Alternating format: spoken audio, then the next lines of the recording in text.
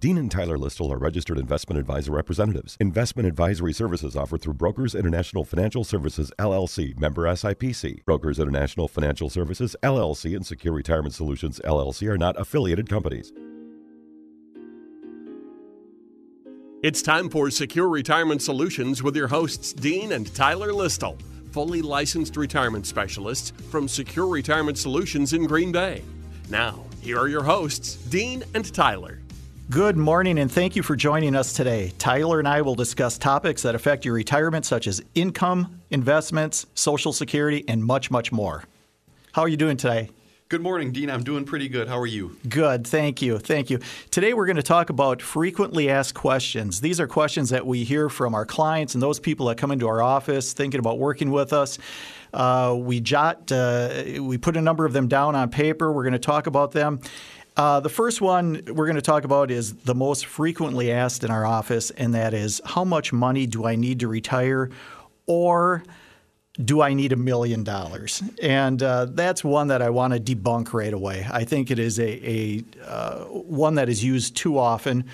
I don't believe in it, and here's the reason. First of all, you are going to retire regardless. Whether you want to admit it or not, you're going to retire. Your employer might say that they're going to go in a different direction. The hips or the knees might give out. Whatever it is, you're going to retire. So whatever money you have accumulated at that particular time is going to have to be used for your retirement. Okay, so that's the premise. Secondly, I don't know how anybody can say that there is a certain number out there that can be used for everybody. We believe that you have to go through the process with a financial professional, find out what your debt situation is, find out what your health history is, find out what your typical spending is while you're working. We have a number of clients who have their debt under control or have no debt going into retirement, made a very meager or lower middle class income, and are fully content when they retire with Social Security and a smaller amount of investments. And part of the reason is it's their lifestyle. It keeps them on their lifestyle. So they're able to retire with substantially less than $1 million. We also have clients who $1 million won't do it. And part of the reason is they've created a lifestyle while working that means they're going to have substantially more money, maybe even more than $1 million, to comfortably retire. They also have a tremendous amount of debt that they're carrying. So really, to make a blanket statement saying that you need $1 million to retire, we don't believe is true at all. So it's an individual situation. You need to look at it: debt, health history, how much money you've put away, and what your current lifestyle is. Ty, am I missing anything there? Yeah, Dean, you brought up some really good points, and I just want to elaborate on a couple of those. The first one being, if you and your spouse have substantial fixed income, and when I say fixed income, I mean either pensions or your Social Security benefits, that's a type of fixed income that you get monthly. If you have quite a bit of that, then you may not need as much in investments, so as much in your 401k or your IRA as someone who doesn't have a pension, just because you have that fixed income that you can rely on. Another thing, really good point that you had mentioned that I wanted to reiterate was, if you pay off all debt early, then you may not need as much as someone who heads into retirement with a mortgage, with credit card loans or car loans. And a lot of people overlook that debt, but it's really important to try and get out of debt before heading into retirement. And we do have our fair share of clients that do have debt in retirement and can manage it, but you can go into retirement a lot more stress-free if you eliminate that debt beforehand. And what we do, like you mentioned, Dean, we really want to plug everything into your financial plan. We want to look at your fixed income first, so your pension, your Social Security benefits, and then we will also take inventory of all your different assets that you have. So that's your 401k through work, any substantial savings, any IRAs, Roth IRAs, and then we also want to look at your expenses that you have too. And we will put all those together in a plan, and that will model out exactly how much money, or not exactly, but a rough ballpark figure of how much money you need to retire. And it really gives clients a good idea there. And I also have just one example here for people who are near retirement. So if you're nearing retirement within 5 to 10 years, there's a little calculation that you can use that might be somewhat helpful. And you want to take a few numbers into consideration here. The first one being your fixed income. So that would be, like I mentioned before, either your Social Security and your pension. So I'm going to do a quick hypothetical example for our listeners here. And let's say we have a husband and wife who have a fixed income of $50,000. That's both having Social Security and both having a pension. Then the next thing we want to find out is our desired spending in retirement. We have some clients who come in and right off the top of their head, they know exactly what it is that they want to target in retirement. Others, they don't know till the very day they retire.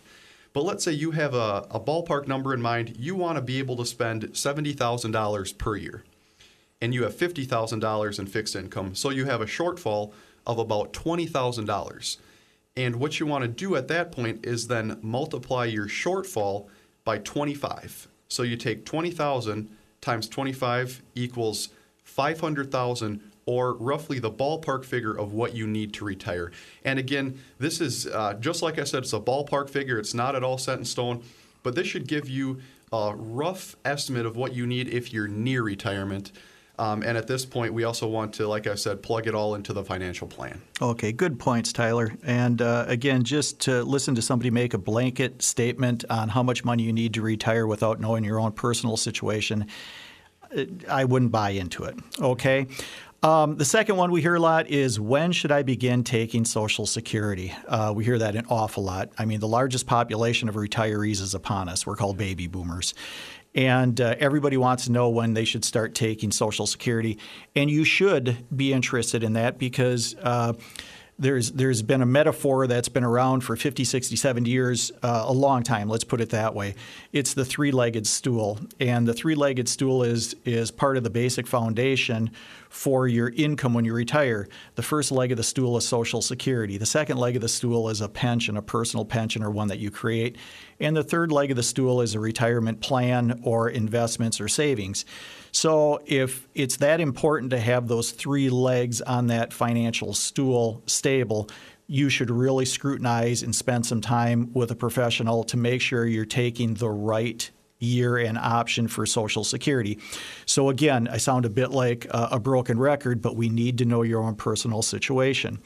Here's an example. If somebody will come in and say, okay, I would want to defer my Social Security as long as I possibly can because I'm going to make more money per month. That is absolutely correct. You are going to make more money per month if you defer and not take your Social Security until a later age. So the basics of Social Security is you can apply to take Social Security first at age 62 if you choose. And from 62 up until your full retirement age, which is approximately 65, 66, or 67 based on your birth date, your Social Security benefit will grow by approximately 6% per year as you allow it to defer and not take it during those years. From your full retirement age, which is 65, 66, or 67, roughly, through 70, if you allow your Social Security to defer and not take it, it's going to grow by 8%. So you can see it's a major decision based on 6 and 8% growth opportunities you have with Social Security. But if somebody comes in and retires early and does not have a substantial amount of money set aside to live off of, but yet they want to defer their Social Security, what are you going to use for income during that time period? Okay? And if you have money in certain places that don't keep up with inflation or don't have at least an average rate of return, what's going to happen in situations like that, if you're going to live off of cash positions or maybe CDs, is you're going to deplete those funds quite possibly quicker than you normally would. So we need to look at things like that. Also, what happens if you have a pension? And if you have a pension that pays out, it might pay out pretty substantially, and it addresses your fixed income. There's an option of taking a pension early and deferring Social Security, or vice versa. You take Social Security earlier, defer your pension, or defer both. So it depends on your own personal situation. But again, the broken record part of this is going back to what I said earlier with how much money do I need to retire, and that is, what is your debt situation? What is your health history? We have one client that comes to mind in particular. She has a terminal illness. Her life expectancy isn't that long. Does it make sense to defer her Social Security? Probably not. Okay. Other people who have major financial commitments and expenses when they go into retirement and they retire relatively early might have to take Social Security early. Then there are just personal preferences. We tell people that a lot of reasons for filing for Social Security really fall into two major ones. You take Social Security when you need it or when you want it. Many times you have to take it when you need it. However, for those people who can take it when they want it, it basically means they have enough money put aside and or they have some pensions that can be triggered and they can live off of, then defer their Social Security. Tyler, what about working in retirement? How does that affect when somebody should begin taking Social Security? Yeah, Dean, that's a really good question. And I'm sure a lot of our listeners are curious with that because we have a lot of clients that actually ask that question. They say, well, what about working while drawing Social Security at the same time? And this is something that you have to be very careful with just because between the age of 62, which is when you can first file, and your full retirement age, as Dean said, based on your birth date, it's going to be either 65, 66, or 67, your benefits can be withheld or you can be penalized, so to speak, based on income. And $1 is deducted from your benefit payments for every $2 that you earn above the annual earnings limit, which in 2017 is $16,920. So you can potentially have like I said, have your benefits withheld if you make a certain amount in income. So really be careful of that and really want to factor that in when you go about making your financial plan. And one more thing that I wanted to add with Social Security is just that some people, quite frankly, they need to take it earlier to live more comfortably. Whereas, like you said, Dean, others can withdraw from their investments or they may have a pension instead, and they can let their Social Security defer and grow.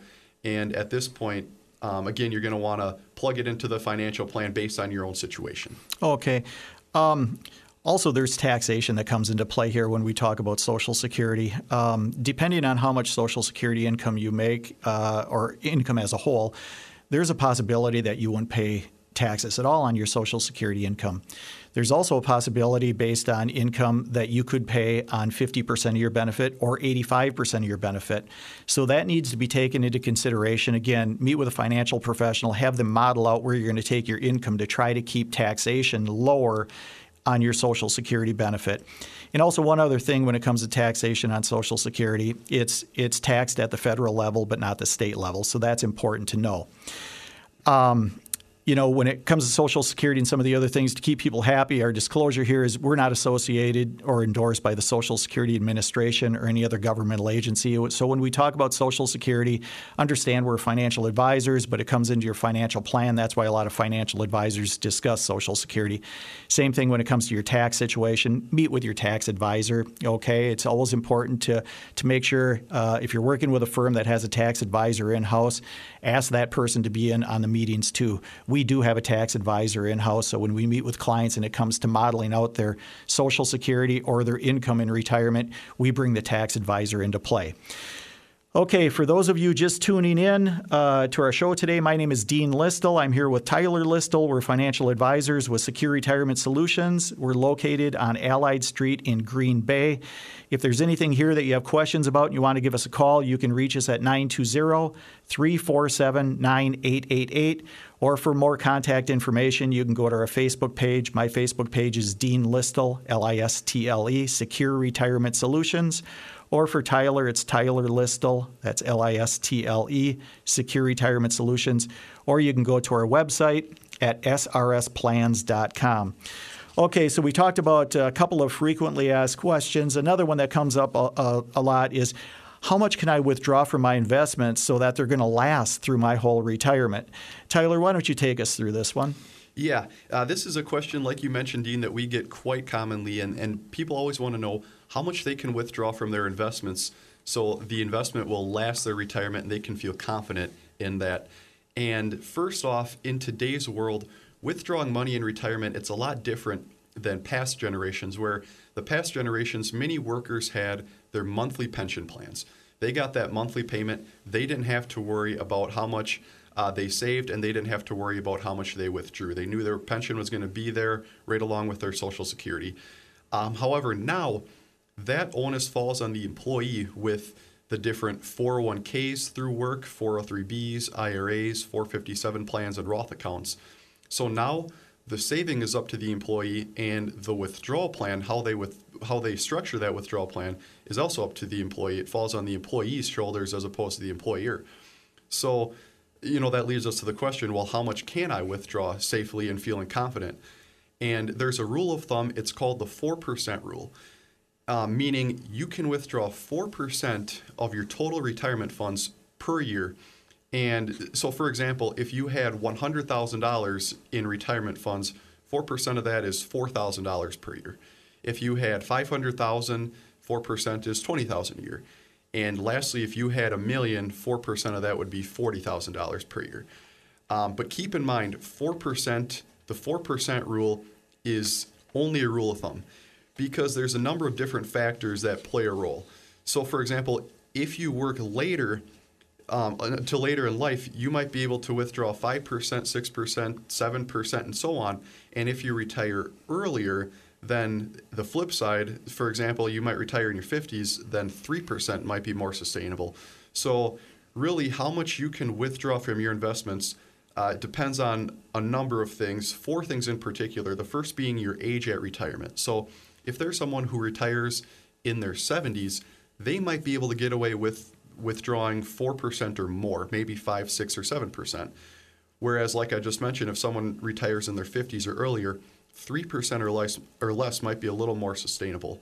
The second thing is your longevity. If you have a family history of illness and you're a little bit older, or say you retire in your 60s and you're not in the best of health, you could probably get away with withdrawing a little bit more than 4%.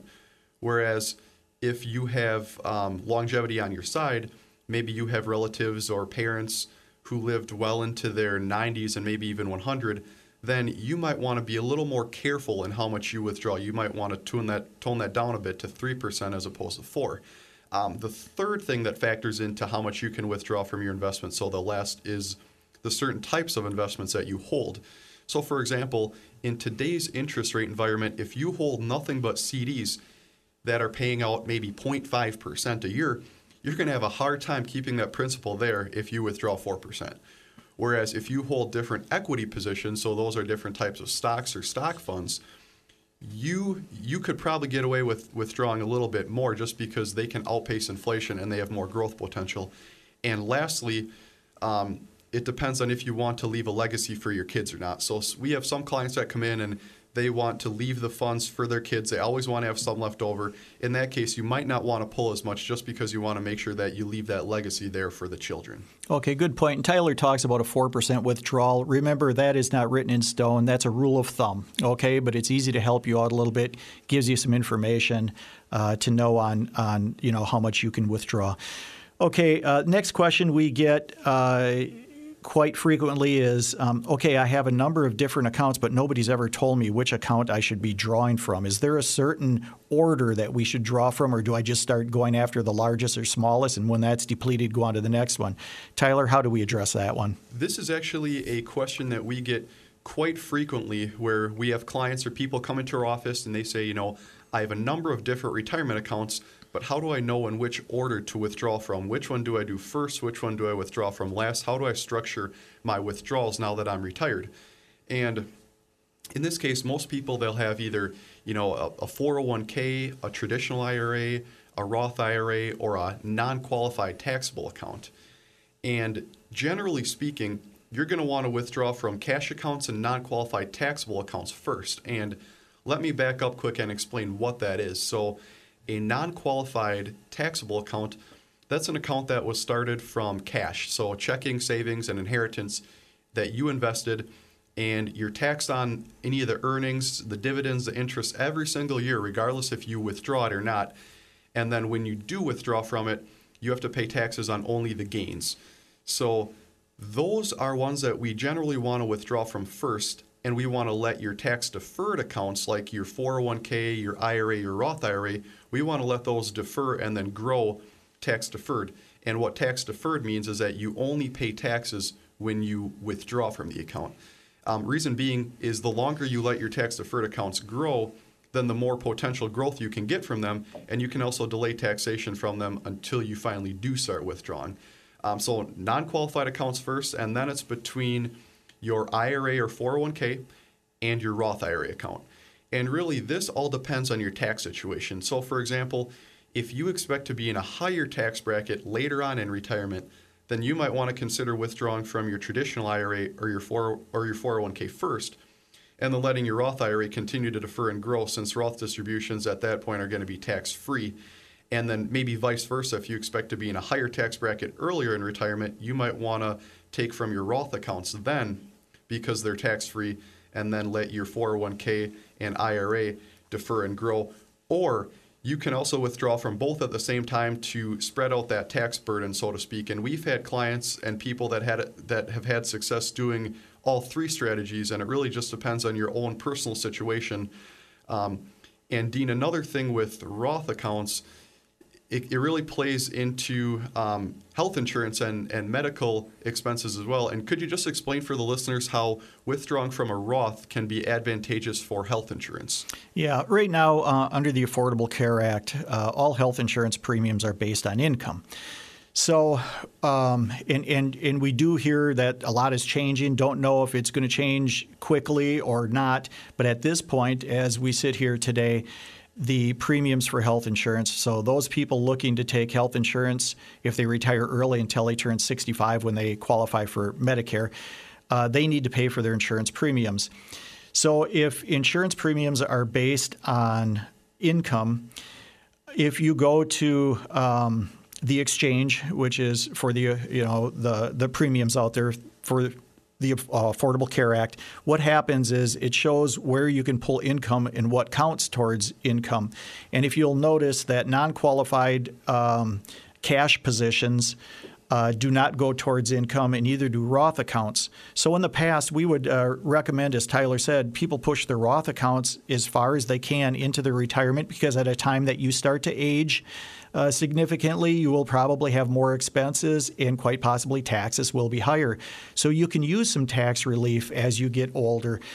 But with health insurance premiums based on income now, sometimes we will put those Roth accounts at the front end of somebody's retirement, because in addition to, let's say, they're drawing Social Security, and if they pull money from a Roth account in cash positions, they're able to manage and keep their income down as reportable for health insurance premiums. Yeah, and Dean, I wanted to make one more point in terms of the withdrawals here. We have clients and they might retire at 65 or later, so they're already signed up and on Medicare. They don't have to worry about health insurance premiums. At that point, it's probably going to be more advantageous to withdraw from their traditional IRA or their 401k first. Reason being is that they're going to have to start taking RMDs, required minimum distributions, at age 70 and a half regardless. So they're going to have to, the IRS, the government, forces them to start withdrawing at 70 and a half anyway from those accounts. So you might as well withdraw from those and then delay the Roth accounts till after. Good point. Okay, if you're just tuning in, my name is Dean Listle. I'm here with Tyler Listle. We're financial advisors with Secure Retirement Solutions. We're located on Allied Street in Green Bay. If there's anything here that we're talking about you'd like to discuss with us, you can call us in the office at 920-347-9888, or you can go to our Facebook page to get some of our contact information, including our email. My Facebook page is Dean Listle, Secure Retirement Solutions, and Tyler's Facebook page is Tyler Listle, Secure Retirement Solutions, or you can go to our website too at srsplans.com. Okay, another one, talking about pensions, questions about pensions. People will ask, should I take my pension as a lump sum or possibly roll it over and take the income as I need it? Well, before we can answer that, we need to look at where is your pension at. If it's with an employer or with a union that is really struggling financially with it, you read in the news right now that there are some pensions that are hurting out there and don't know if they'll be able to pay out 100% of the benefits to those employees, whether they're retired or not. If that's the case, you just might feel better moving it from that position from the get-go. Okay, so it's important to know where is the pension held. Also understand the basic components of a pension. A pension is fixed income if you take it as an annuity payout. In other words, it'll pay you a set amount per month, a lot like Social Security. Each and every month, it'll take care of your basic expenses and some of your everyday needs. A lot of people like to have that fixed income come in. They feel more comfortable having a pension and Social Security coming in on a monthly basis. Understand, though, that if you take it as an annuity payout and it starts paying you monthly, you basically lose control of the large lump sum. So if you get into a health situation that requires substantial amount of money, or you need to make a purchase of a substantial amount of money, many times you do not have that pension at your fingertips anymore because you no longer have it as a lump sum. It is now paying out as an annuity payout on a monthly basis. Some pensions have a cost of living increase, others don't. So those are some of the basics you need to look at. Now, when it comes to whether you want to roll it into an independent IRA or take it as a pension payout, a couple other things is look at taxation also. You can control a taxation a little bit better if you roll your pension as a lump sum into an IRA and you take those withdrawals as you need it, versus the annuity payout, which comes every single month. If you're not utilizing all that money, first of all, you're paying taxes on it because it's a qualified account, that pension. Secondly, if you're not utilizing all of that on a monthly basis and you're starting to build up cash positions, that means you're paying taxes quite possibly twice. You're paying taxes as it's paid you monthly coming out of the annuity payout from the pension. And then if you're putting money into savings or a money market at the end of the year, you're getting that little 1099 showing you're paying on the meager interest you're getting on it. So it might be in your benefit here to take it and possibly roll it into a lump sum and withdraw that money as you need it. Third, you can look at just basic math. You look at how much the pension would pay out, and you see how many years you have to break even, and then you look at what it would be as you roll it into an IRA as a lump sum and take maybe a 4 or 5% withdrawal from that, and you find out which one is going to maintain longer. So you do have some options. Understand, though, that typically if you take a pension as a monthly payout through the annuity payout, that spigot is on and you many times cannot reverse it. Yeah, Dean, those are a few really good points there. One of the main things I look at when a client asks, should I take it as an annuity option or as a lump sum, is I go through the needs approach, as I call it. You want to see what the needs are.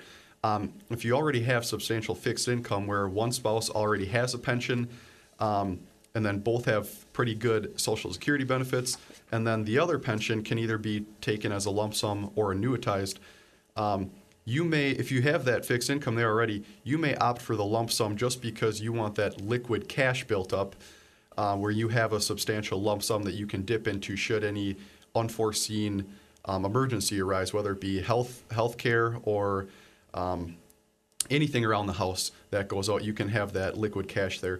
The other main thing, the main point that you mentioned is a lot of people typically who work long at a company who offers that pension, they can get a pretty nice payout, 8, 9, even 10%.